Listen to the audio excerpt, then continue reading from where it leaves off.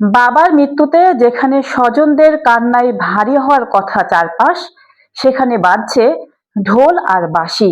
কিশোরগঞ্জের কটিয়াদীতে এক বৃদ্ধের মৃত্যুর পর শোকের বদলে এমন আনন্দ উল্লাসের ঘটনা স্তম্ভিত করেছে সবাইকে।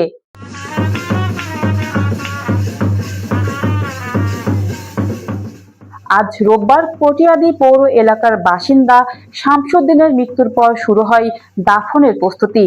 কিন্তু আকস্মিকভাবেই তার ছোট ছেলে খায়রুল ইসলাম বাবার মরদেহ গোসলের আগে বাড়িতে ঢোল বাঁশি বাজিয়ে উৎসবের আমেজ তৈরি করেন। মুহূর্তে এই খবর ছড়িয়ে পড়ে পুরো এলাকায়। স্বাভাবিকভাবেই এমন অদ্ভুত কাণ্ডে ক্ষোভে ফেটে পড়েন প্রতিবেশী ও স্থানীয়রা। বিষয়টিকে ধর্মীয় ও সামাজিক মূল্যবোধের চরম পরিপন্থী আখ্যা দিয়ে মরদেহের জানাজা বর্জনের ঘোষণা দেন এলাকাবাসী। পরিস্থিতি রূপ নেয় চরম উত্তেজনায়। স্থানীয় ইমাম জানান, ইসলাম মৃত্যুর সময় ধৈর্য ধারণ এবং মরহুমের জন্য ক্ষমা প্রার্থনার শিক্ষা দেয়। এই ঘটনায় মানুষের মধ্যে তীব্র অসন্তোষ তৈরি হয়েছিল। পরে আমরা পরিবারের সাথে কথা বলে পরিস্থিতি শান্ত করি এবং জানাজার ব্যবস্থা করি।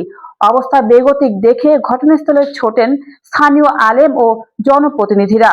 তাদের উপস্থিতিতে নিজের ভুলের জন্য প্রকাশ্যে ক্ষমা চান ছেলে খায়রুল ইসলাম।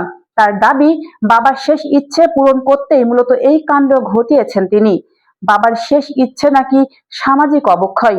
এই বিতর্কের মাঝেই শেষ পর্যন্ত আলেমদের সহযোগিতায় সম্পূর্ণ হয় দাফন কাজ। নিউজ ডেস্ক, আলোকিত প্রতিদিন।